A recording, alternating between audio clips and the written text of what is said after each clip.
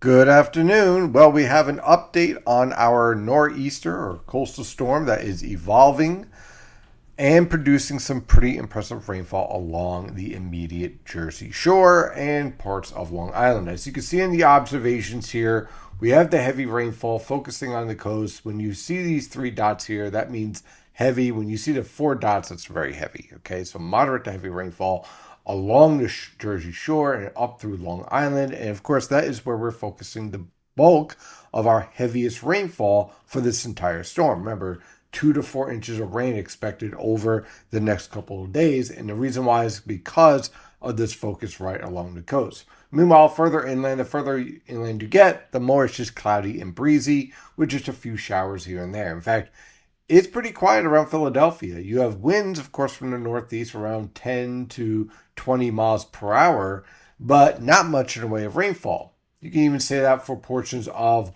western Monmouth County. But once you get to about Freehold and down through Ocean County and along the immediate coast here, you start to get into waves of rainfall starting to pick up in some very heavy rainfall again on the coast. So why is that? What is evolving here? Well, first we'll take a look at the radar here, zoomed in, but let's refresh this here real fast here. And you can see the focus of our heavy rainfall. You can see some of our heavier bands pushing into Long Island, pushing into the Jersey Shore. When we zoom out, you can see our storm still down here at 993 millibars.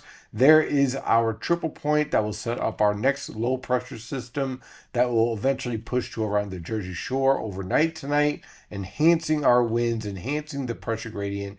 And as this is all evolving here, you get this nice precipitation shield.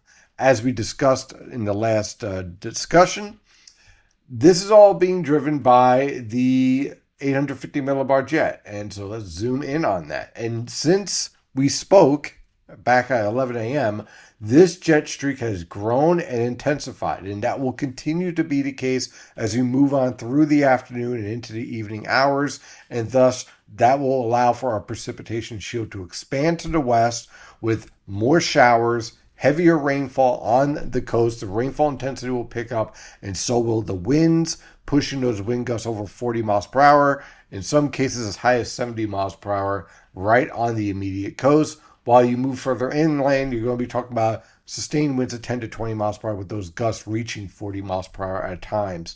So again, we're looking at very heavy rainfall, wind gusts possibly supporting power outages, wind damage, down trees, and of course, with this sustained northeasterly wind, the coastal flooding threat as well. So back to the forecast, not much has changed. We expect this rain to continue to expand and increase in coverage. And for the most part, this storm is evolving pretty much as expected. We'll have another update at 11 a.m. Should I say not at 11 a.m.? This evening before the next football game. So we're talking about probably around 6 p.m. in the evening, based on what we see with this storm. But overall, pretty much the forecast is evolving as expected. If you're on the immediate coast, it's a nasty storm. The further west you are, it's not as bad, but you'll feel some impacts, with the worst conditions evolving tonight into tomorrow. That is your update for now. In the meantime, stay safe out there.